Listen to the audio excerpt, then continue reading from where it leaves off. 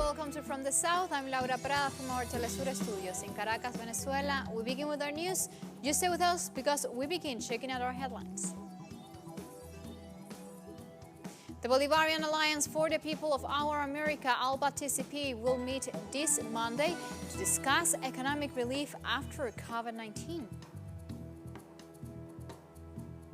China imposed a strict lockdown on nearly 500,000 people to contain a new COVID-19 outbreak. Global coronavirus cases exceeded 10 million, marking a major milestone in the spread of the virus that has killed 500,000 people.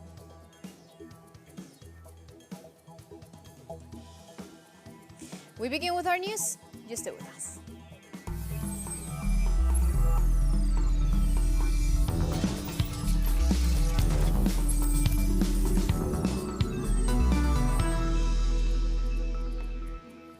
The Bolivarian Alliance for the People of Our America, Treaty of the People, ALBA-TCP, will meet this Monday to discuss topics like economic relief after COVID-19 pandemic. The joint meeting of the 20th Political Council and the 10th Economic Council of the organization was set to meet for this Monday, agreed during the high-level conference on economy, finance and trade held last June 10th. Where were discussed issues like how the member nations have dealt with the pandemic in their countries and to bring joint efforts to fight it. And violence remains a rampant issue in Colombia on Sunday. The Campesino Association of Catatumbo denounced the extrajudicial murder of Salvador Duran, reportedly killed by the Colombian army. Salvador Duran was killed after being shot 5 times. The murder took place on the border between the townships of El Acerrío and San Jacinto in the region of Catatumbo. The Campesino Association added they saw 4 men in uniform abandon the place where Duran was killed and later joined a military patrol, but officers deny being present. The military officers were apprehended and notified of the nation's general park so that they may be presented in their place and have their respective trial before a judge for control and guarantees.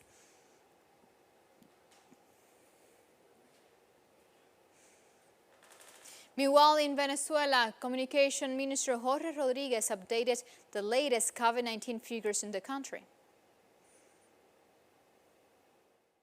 Queremos reportar. In the last 24 hours, we discovered 39 community COVID-19 cases. Of these, 22 correspond to the capital district, 14 belong to the Táchira state, 1 in Miranda state, 1 in Trujillo state, and 1 in Monagas. There has also been the detection of 128 cases. 77% of the total cases we are presented today correspond to imported cases, foreign cases. Meanwhile, Venezuelan President Nicolás Maduro informed of the easing of particular restrictions in some states of the country as he reiterated the reinforcement of restrictive measures in other regions of the country.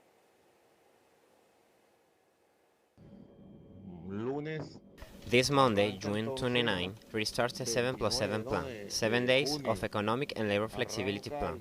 But we have 10 states that have municipalities such as Caracas, where all parishes will be in radical quarantine. Also in Miranda, all municipalities except the Barlovento, several municipalities of Aragua in Carabobo.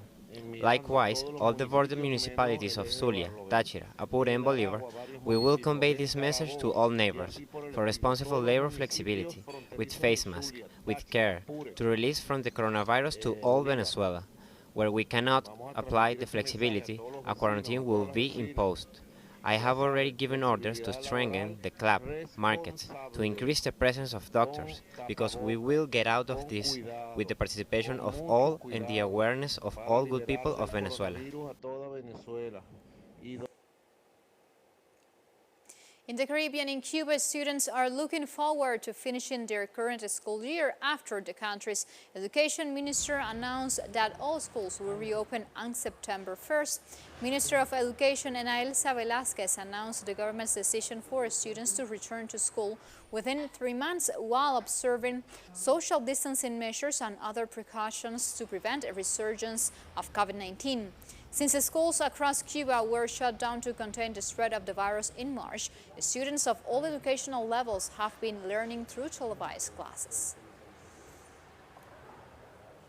Cuando apareció la COVID-19 en nuestro país, Well, when the COVID-19 broke out in our country and schools closed, I felt lost due to this uncertainty about our future.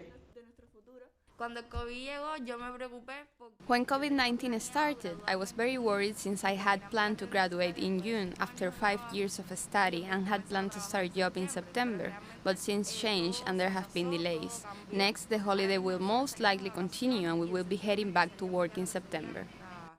nuestra vida de trabajo. Also in the Caribbean, a plane arrived in Guadeloupe this Sunday with COVID-19 patients evacuated from French Guiana. A military aircraft dedicated to transport patients landed at Paul Carib's airport, evacuating COVID-19 patients from French Guiana, where intensive care units are struggling to cope with the pandemic. French Guiana, on the border with Brazil, has registered more than 3,400 COVID-19 cases and 12 deaths, while the other overseas department of Guadeloupe has recorded over 100 cases with a death toll of 14.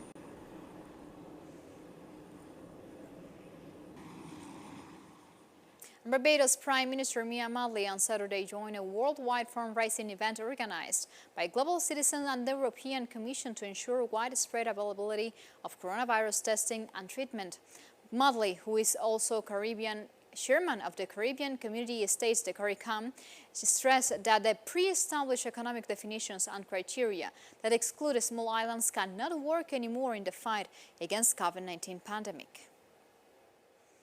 We small islands know only firsthand that definitions and criteria that exclude us cannot work. So taking my per capita income from 2 years ago and determining whether that I should be allowed access to funds is as useful as taking my blood pressure 2 years ago to determine if I will get a stroke today. And similarly, using maternal mortality to determine whether I should be able to access in vitro diagnostics like tests and therapeutics and vaccine means that you are literally excluding us in the Caribbean from being able to access markets that are not perfect and the size of our orders too small to get anyone's attention. The world can do better. We can do better. Citizen by citizen, let us rise to the occasion and show COVID-19 no surrender, no retreat.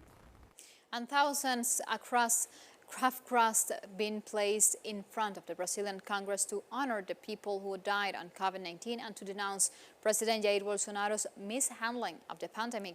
Demonstrations came after Brazilian expats and social organizations called on Saturday for a Stop Bolsonaro protest to stop the advance of neoliberal fascism in this South American country. The Stop Bolsonaro movement confirmed rallies in 13 major cities, including Rio de Janeiro, Sao Paulo, Belém, Porto Alegre, and Campinas. Brazil has the second highest number of infections and deaths from the new coronavirus worldwide, totally after United States, with more than 1.3 million cases and 57,000 fatalities, respectively.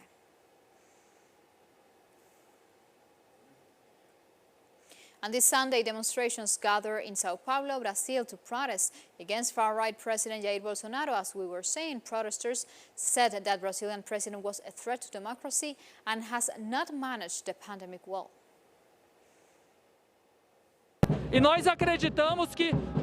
We believe that only with the workers on the streets, the fascist movements will be defeated. Marginalized groups in Brazil are at risk under Bolsonaro's government, so Bolsonaro's government puts our lives at risk as COVID-19 does, so we have to stop him. In the past we were on the streets saying not him, now we are on the streets saying he will fall. Like this, we go for a first break. Remember, follow us on Twitter at Telstra English and on my account at Laura Pitelisur.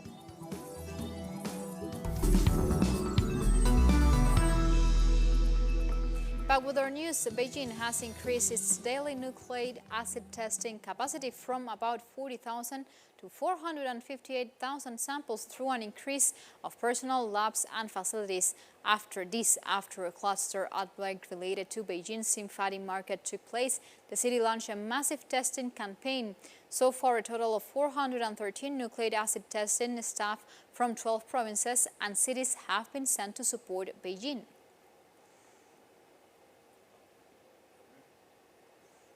This because China has imposed a strict lockdown in nearly 500,000 people near the capital to contain a new outbreak this Sunday, as authorities warned it was soon to relax over the new cluster of cases. After China's largely brought the coronavirus under control, hundreds were infected in Beijing and cases emerged in neighboring Hebei province. Health officials said on Sunday that Anqing County, which is located about 150 kilometers from Beijing, will be fully enclosed and controlled, the same measures imposed at the height of the pandemic in the city of Wuhan. Meanwhile, Beijing has completed nucleic acid tests on nearly 7.7 million people, according to Shan Qian, deputy director of the city's anti-epidemic steering group. The city's daily testing capacity has been expanded to 458,000 samples from 40,000 on June 11, with the maximum daily testing capacity reaching 1,084 million samples. The number of nucleic acid testing institutions across the city has increased from 75 to 144 hospitals directly under the National Health Commission and administered by the NHC, and Beijing-based military hospitals have participated in the testing work. In particular, 12 provincial-level regions have sent 20 testing teams of 413 medical workers to aid Beijing. So far, Beijing has basically completed testing on 107,000 teachers and students at local universities. Moving on from China, the European Union will keep its external borders closed as a preventative measure against the second wave of COVID-19 outbreaks in several countries in the world. The members of the bloc announced they were unable to reach a consensus to define a reduced list of countries to which the travel restriction would be lifted for as of July. The proposal under discussion includes 15 countries, among them China, Japan, Canada, and South Korea, while they have already announced that the United States, Russia, and Brazil will be left off the list due to the major impact of infections in those countries. And French citizens have voted in the final round of municipal elections. These elections showed the loss of President Emmanuel Macron's party's support, turning French local elections into a warning for the president ahead of 2022 presidential elections. 16.5 million people registered to cast a ballot, and voters have been required to wear face masks and urged to bring their own pens to minimize coronavirus contagion risk. The exceptional circumstances surrounding the second round of the municipal election made this moment very special. You have chosen hope, you have chosen to come together, you have chosen a Paris that breathes, a Paris that is more pleasant to live in, a more supportive city that leaves no one by the wayside. Socialist and environmentalist parties celebrated major gains advancing the French political scenario. Green parties won in some of the main cities such as Bordeaux, Marseille, and Lyon.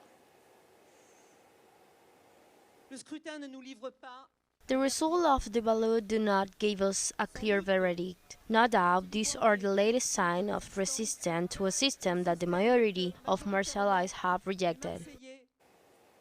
And UK pediatricians warned the lockdown has had serious consequences for youngsters from the most vulnerable families this month. The UK's Royal Society of Pediatricians and Child Health has warned there could be serious consequences for the health of deprived and poor children in the future.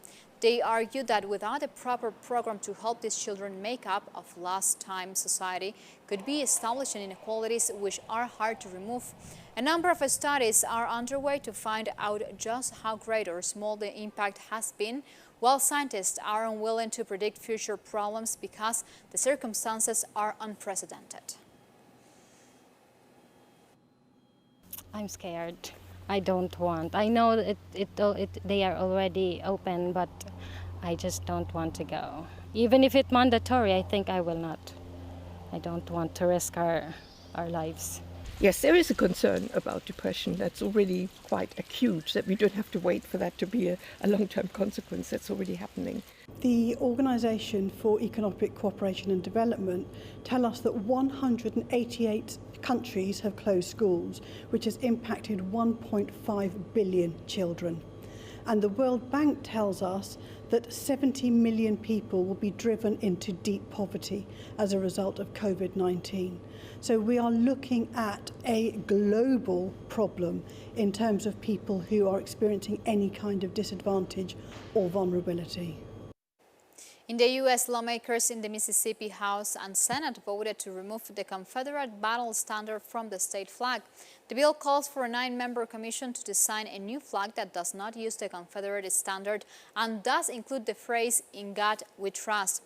However, Democratic Senator John Horn said changing the flag would not solve the effects of the country's racist past. And Pride celebrations brought thousands of people of all genders, ethnicities, sexualities, and races together. This Sunday marked the 50th anniversary of the first Gay Pride Parade. The LGBTQ community and thousands of supporters across the world took many of their events online.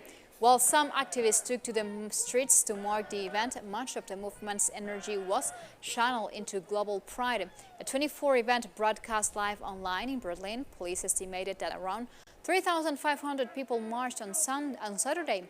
In Argentina, public buildings and monuments were lit with the rainbow colors of the gay rights movements, and local activists organized a week of online events.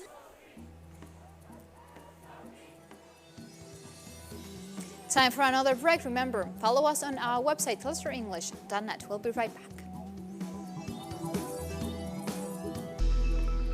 Back with our news, global coronavirus cases have exceeded 10 million this Sunday, marking a major milestone in the spread of the virus that has killed 500,000 people worldwide. North America, Latin America, and Europe each account for around 25% of cases, while Asia and the Middle East have 11% and 9% respectively. According to the World Health Organization, the milestone comes as many hard-hit countries are easing lockdowns while making extensive alterations to work and social life. According to Reuters tally, which uses government reports, there have been more than 500,000 deaths linked to the disease so far. And in Mali, the medical detachment from China deployed in the sub-Saharan country guaranteed the health of more than 3,000 peacekeepers in Gao region. The security situation in Mali has deteriorated recently, with terrorist attacks occurring frequently and unstable factors increasing. However, the Chinese medical detachment recently has promoted both epidemic prevention and defense capability. Mali is also the country with the largest number of coronavirus infections among those aided by UN missions.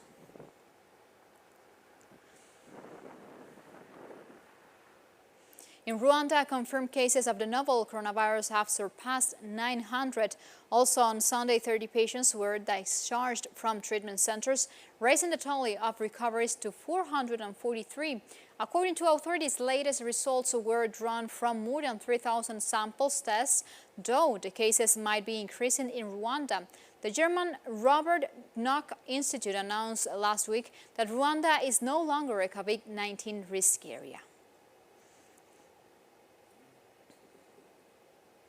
And Sudan has arrested 122 of its nationals as they headed to neighboring Libya to reportedly fight as mercenaries.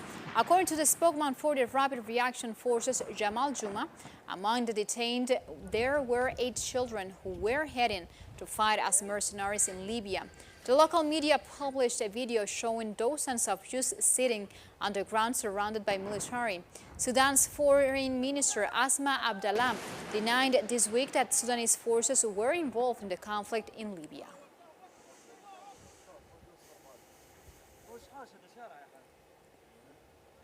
And the Justice Minister of the Democratic Republic of the Congo was briefly arrested this Saturday, the latest twist in a crisis over proposed judicial reform that have triggered violent street protests. The action against Celestine Tunda Jakasende came a day after he clashed with President Felix Tshisekedi over the contest's legal changes, according to a ministerial source. The reforms proposed by supporters of the still influential former President Joseph Kabila has caused a damaging rift in the fragile government coalition. Tunja Kasenda, a lawyer by profession, stated to the local media that about a dozen officers had surrendered his home in Kinshasa. The controversial reforms include proposals to define the powers of judges, which critics says is a ploy to muscle the judiciary.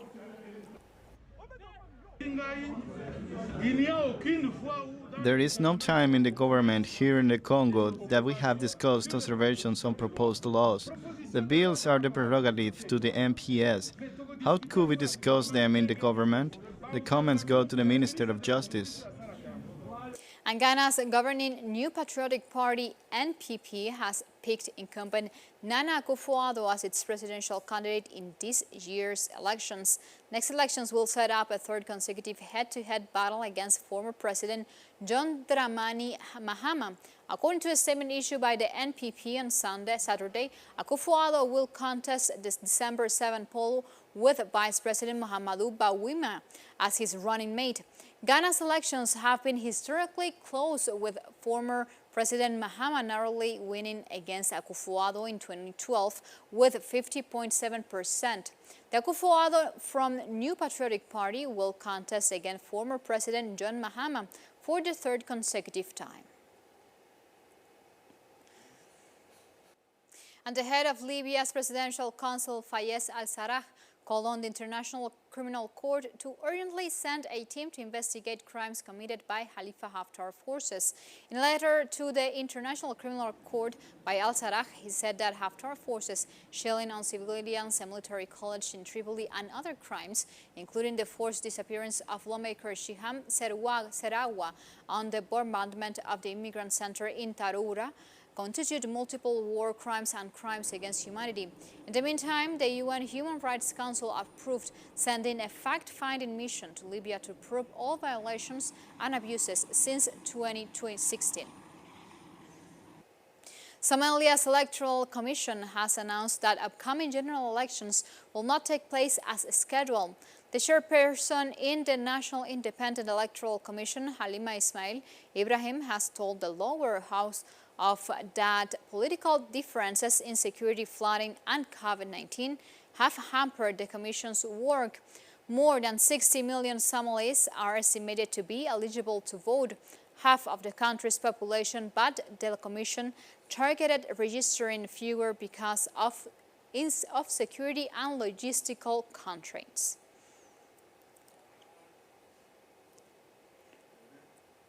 As we come to the end, we leave you with these images and sounds of this gathering in Italy to remember those who have lost their life to COVID-19. With these images and these sounds, we also want to pay tribute to all of those worldwide who have lost their life to COVID-19. Like this, we come to the end. Thank you for watching.